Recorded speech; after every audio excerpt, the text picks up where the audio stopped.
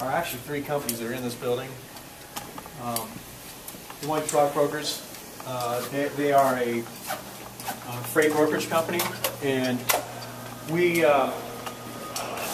they're one of our biggest vendors. So they basically supply us with the trucks that bring in our inbound freight, and so they rent a pretty significant piece of the office from us. And then Four Seasons Fundraising is also here too, and they do school fundraisers like the pamphlets where they'll say, you know, buy the world's greatest chocolate or pizzas or citrus. That's kind of time with us, is the citrus part of it. So, and the building security, you have to have a badge to get into gain access to this hallway. You have to have a badge to gain access to the building. So that's made to make sure the food is secured. Here. This is our production area. They're on break right now, but you can see all the different pallets of produce. So they're basically taking bulk style pallets of product and packaging them into smaller boxes or different boxes that our customers prefer. So on the retail side for retailers, a lot of what we do is take stuff from a bulk box and put it in a package, a trade pack, a 4-pack package, or sometimes we'll prepare bulk packaging too.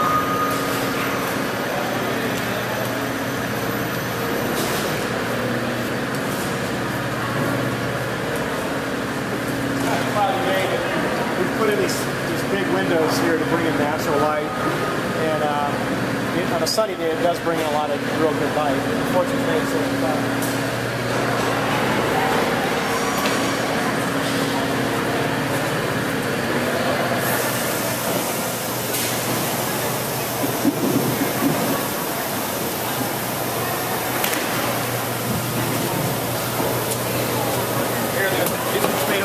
California, which is one of the few places you can get tomatoes now.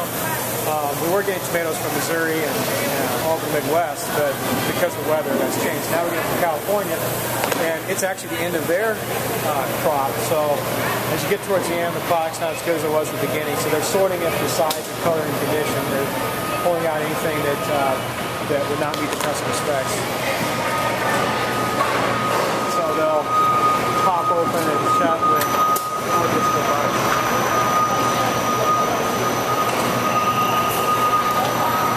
That way the door never touches the product. Hey, Jeff.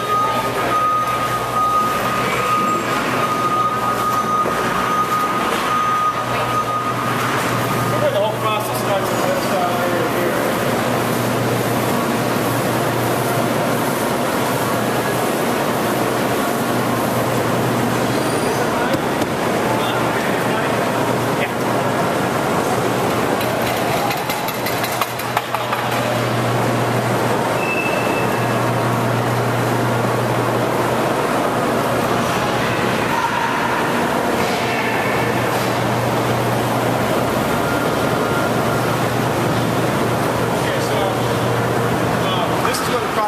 Right here.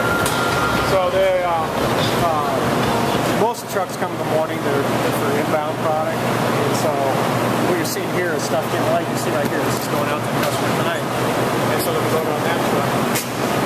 It'll be loaded in the next hour or so. The stuff that's received, they use a cart to take samples from it. So they're checking.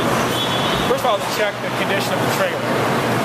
And if it doesn't meet our food safety conditions, we can reject the load, which we've done a couple times. Then we check for the temperature of the trailer, make sure it maintains the cold chain for the product. We check samples of every pallet to see if it's the right size, if it's the right condition, and if it's the right product. Sometimes you get shipped the wrong product. And all that stuff is tracked on paperwork and sent to our buyers so they know how to follow up with the order if need be. And then the product is put into coolers for storage until we're ready to ship it. Okay, so this whole row here are items we picked up. We delivered to a customer, went to a farm, we picked up the produce, and brought it back. So you're seeing, this is kale, I believe. Yeah, this is kale. We also have some winter squash, like butternut squash and things like that, which is pretty much all that's still growing right now, getting towards the end of the growing season. But that's one thing that's great about having all our trucks out, is we can go to farms, pick up stuff, bring it back here, and some of the stuff will be shipped out later tonight or over the course of the weekend to our customers. And it's right from farms, you know, within 300 miles of here. We consider locally grown anything that is from a state that touches Iowa. So Iowa, so you're seeing all the stuff that's really typical of late fall. Acorn squash, butternut squash, kale, we get potatoes and onions and cabbage. That's pretty much all that's still being harvested right now. And then there'll be a long gap where we'll not be getting stuff locally, we're getting stuff all over the, mostly the southern U.S. and Mexico. And then once we hit June, we'll start bringing in more local stuff again. So that's how the cycles all go for growing. Deep winter, you're not getting locally grown stuff. You're getting stuff from most likely Mexico, California, or Florida. California has been in a 3-year drought, so all of us in the produce industry are really concerned about that. We're watching the situation there. If they go another year with the drought, we estimate the acreage will be cut another 20%. It's already been cut about 20% for produce, because they're going to start restricting water usage. And they've already done a little bit, but if they have a 4th year of a drought, we can see real significant water shortages. You have to remember too that about the majority of produce that's grown in the United States comes from California. So we really hope that situation gets better.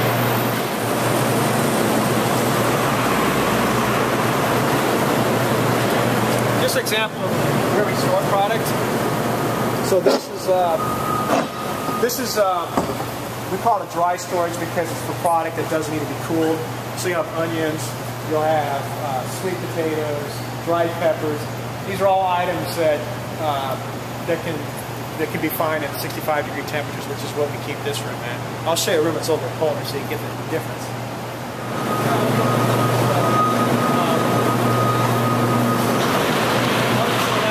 All of our coolers are monitored for temperature. This is a visual alert that we have, so this tells us what range we want. As you can see, is right at the temperature that we want. Our facilities manager also has a building control system, so say nobody was here and this dropped to 20 degrees or something like that, he would get an alert at his home on his phone, and it would tell him that the temperature's out of range where it should be. If it would jump, more of a concern if it got really warm, so it jumped up to like 65 degrees, he would also get an alert. So that way the whole chain's protected even when nobody's in the building.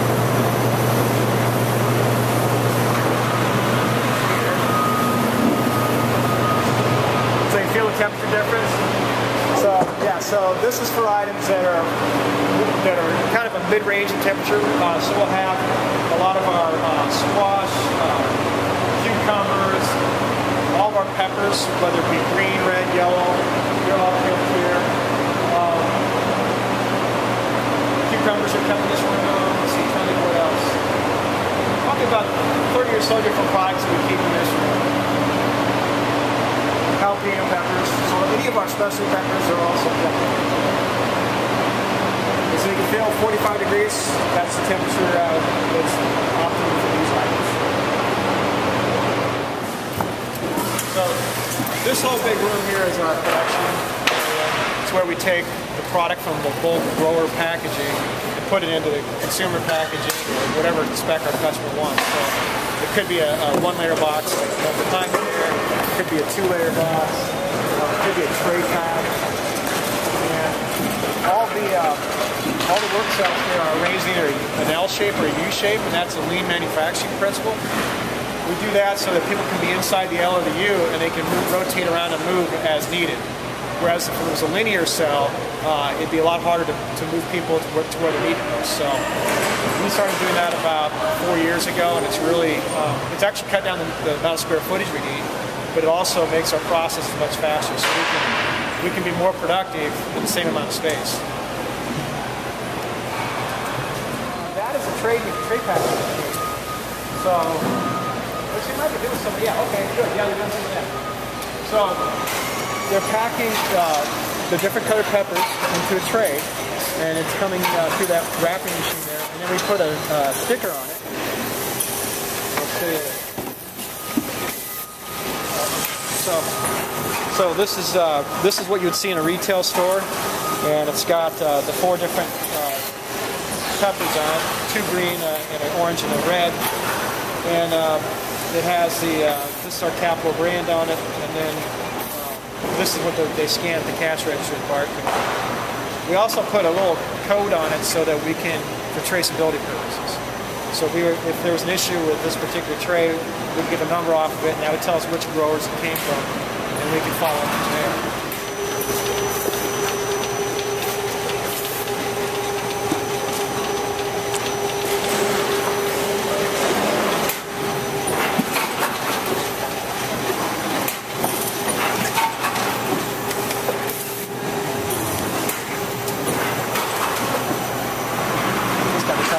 It's got to keep up with the market. So this is what's called a produce traceability initiative label, and it's used a GS121 barcode.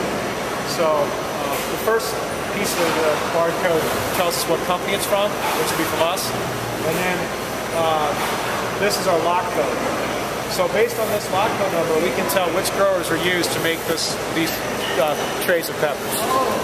And it makes it pretty easy for recall purposes. A lot of our retailers have voice picking in the warehouse, so this whole number, through an algorithm, is converted into just a 4-digit number. And they can have that number, which leads to the same traceability. It's pretty amazing.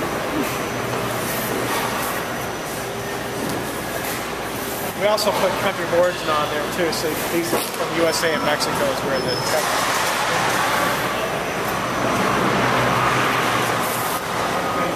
country of origin is a requirement for retail. Not a requirement for food service, interestingly, but it is a requirement for retail. So we just do it on all of our packaging just to make it easy.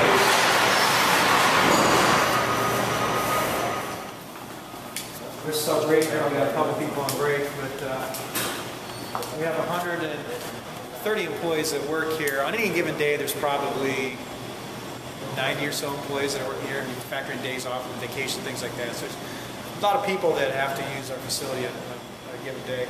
And so we built this breaker, which looks out onto the retention pond back there, and people go outside if they want. I guess today everybody's staying inside, but nice sunny day to go outside. We have a lot of microwaves.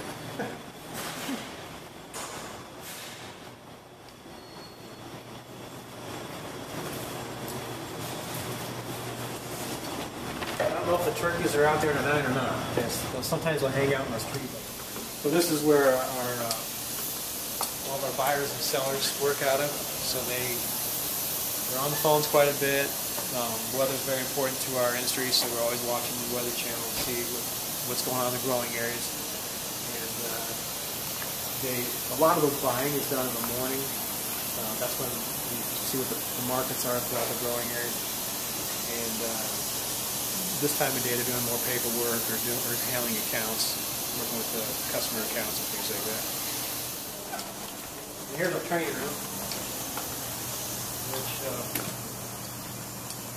this is really important for us because we're really big on training. So not only on safety training and things like that you have to do by the government, we do a lot of training on quality control, how to do things more efficiently. For our supervisors, we do training on how to lead people, how to coach people. So we use this room quite a bit, and it's large enough to fit about 25, 30 people in it. We had our benefit enrollment meetings here last week. It can be divided up into 2 rooms, so you can actually have 2 meetings going on simultaneously here. You can see a lot of the stuff on the wall there. That's left over from a couple weeks ago. We had our lean manufacturing Kaizen week, which is where we have an intensive week of 2 teams going out in the warehouse and trying to figure out how to be more efficient. So this is our accounting department here. And this is our tomato buying office here. As you saw, we have a lot of tomatoes out there. Probably what we sell in here, it's at least 55% that goes to the warehouse. And again, they got the Weather Channel on because they're watching where the tomatoes being grown, what the weather is in those areas. Company, the Des Moines truck orders I was telling you about, they're occupying this part of the office building, and they basically they're on the phone with their customers trying to find trucks, or they're with trucks trying to find freight for the trucks. So the brokers are trying to get those relationships aligned. They handle a significant amount of our inbound traffic comes in the growing year.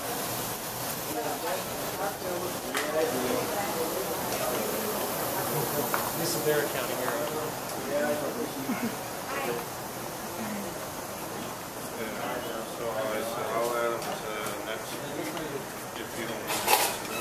Back to the main building. You see the logos of the three companies are up on the wall there.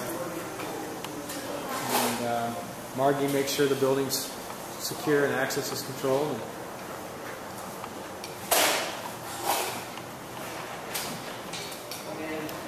I'm going to get back here, more administrative offices here. And this takes us back to where we started.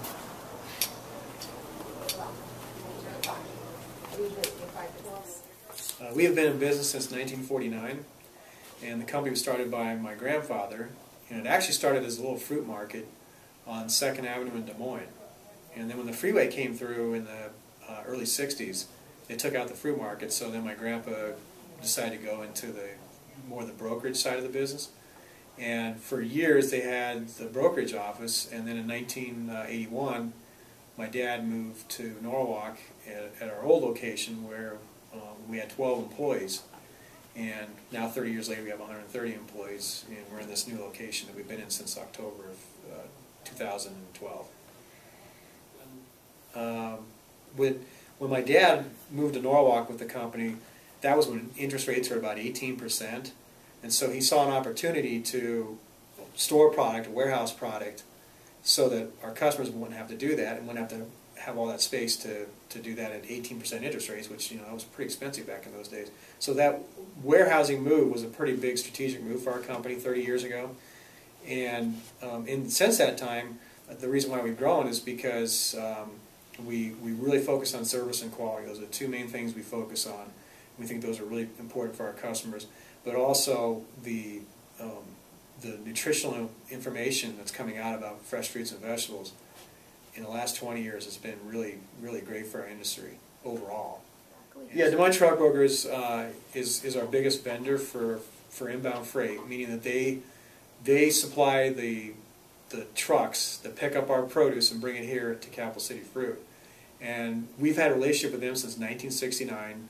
At one time, my dad had ownership in Des Moines Truck Brokers. There no longer is common ownership, but because they're such a big vendor of ours, they work in the same space as us and just lease some space off of us. But as far as the outbound goes, we deliver most of our outbound deliveries on our own trucks with our own employees, and we have 12 power units or tractors, and about 14 trailers that deliver all of our product on a consistent basis. Retailers are basically 55% of our business versus food service, which is 45%. So we have two main types of customers, retail and food service. There is a separate focus for both retail and food service by the way that you package items. So a retailer can take bulk product, where a food service customer is going to want a smaller package because they're going to small restaurants or schools. So they have more unique packaging requirements than a retailer will. A big challenge for us is, in an area we really can't control, is health insurance. The rates have been rising much higher than inflation. So that's a little concerning when you've got something you can't control, those kind of costs. Utility costs have been going up. So we have some things we can control that we have to keep an eye on and try and counterbalance with things we can control. So again, that's another reason why we're so big on lean processes, because we have costs we can't control that are rising pretty fast, and we need to find areas in our process that we can cut and make more efficient to counterbalance that. Yeah, we're governed mostly by the FDA and the USDA in terms of regulations. But we also have State Department of Public Health that regulates us too, and we have our own industry regulations that are usually go above and beyond what the government regulations are, because the government basically sets minimum standards, particularly with food safety. They're just going to set minimum standards. We have to be better than the minimum standards. And so our industry also has come up with standards, and we have to comply with all those regulations, and we have full-time staff that all they do. We have one person, he spends most of his time on food safety. It takes a lot of people working together to make sure that the product's safe. And again, I think having a dedicated food safety specialist full-time in our building. The other thing that we do that our customers find a lot of value in is we do mock recalls. And so we actually pretend like something happened, and we trace it back and we have it in minutes. And that's very, very valuable to our customers to know that we can produce those results quickly. Yeah, we have 4 people that all they do all day long is keep track of what stuff we're using and what stuff is shipping out, so it can be easily traced back. So it's a lot of the design that we put in this building incorporates food safety techniques. So just all the walls we have are really easy to clean and bacterial resistant. We have curbing along all the walls to maintain a perimeter too. But we have a lot of regulations for our human resource department on the benefit side, and on the management employees. There's a lot of regulations you have to follow there. It's a part of doing business today. I mean, it's a heavy regulatory environment, and sometimes you wonder why you're filling out all these forms and all that kind of stuff, but you don't really have a whole lot of choice in the matter. So, well, there's a definite cost to comply with all the regulations that we have to comply with, and we have to pass that cost along. I mean, if you have a hurricane go through Florida at the height of their production, that's going to drive the prices of several commodities way up.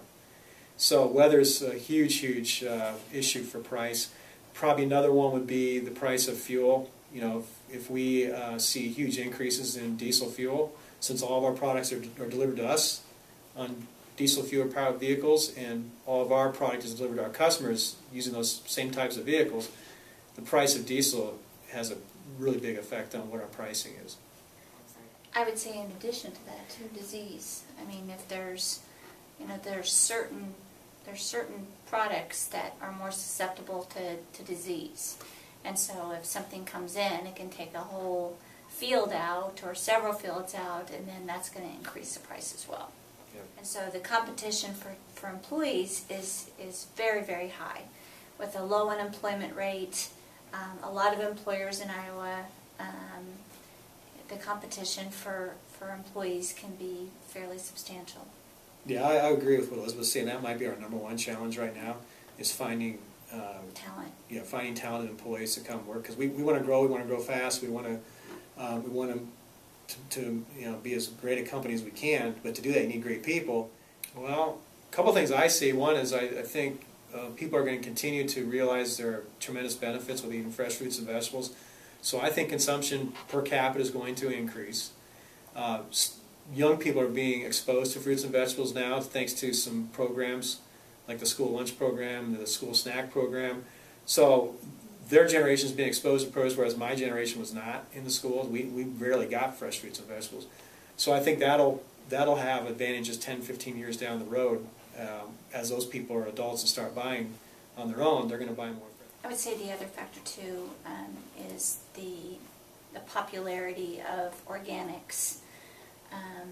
Wherever you go, you're seeing more and more marketing around that, and that's really important to some of the younger generation that's coming through. They want to know what they're putting in their children's mouths. So the organic seems to be a very slow and steady pace driver. Related to that, I think sustainability is going to be a big issue too. We're hearing a lot about customers want to know, are you sustainable in the practices you're using to get the product to me? And they want companies to really be mindful of that. And so, we built this building to be as sustainable as possible with a lot of energy efficiencies and things like that. And we know that that's just the tip of the iceberg, and we're going to have to really search out more ways to be as sustainable as possible. So how we get the message out to our customers about sustainability, about weather changes, about market fluctuations, product diversification. We use several different sources. One, of course, social media, Facebook, website. We do a lot of print marketing materials. We do a quarterly newsletter that we send out to our customers that has articles highlighting what we're doing for sustainability. For example, we just did something on that, what's going on in the organic world, what's going on locally grown. So we try to educate as best as possible using all of those resources available to us. I would say what we do to help our retailers sell more produce is we provide marketing materials for them, whether it be store pop-ups, education, talking to them at their sales meetings, sourcing new products so that they can have the next newest thing that's coming out, whether that's LaRouche peppers or organic kale. Looking for those one-off opportunities. This year we did a fairly substantial promotion on hatch peppers, which only has a window of a couple of weeks, and so it's special and unique. So looking for those opportunities that we can help our retailers have something that maybe somebody else doesn't have. Really too big of an issue for us because we have relationship with growers all over the world. So supply is never a factor for us in the wintertime. Sometimes we have struggles making deliveries when there's a blizzard or something like that, but those events are pretty rare.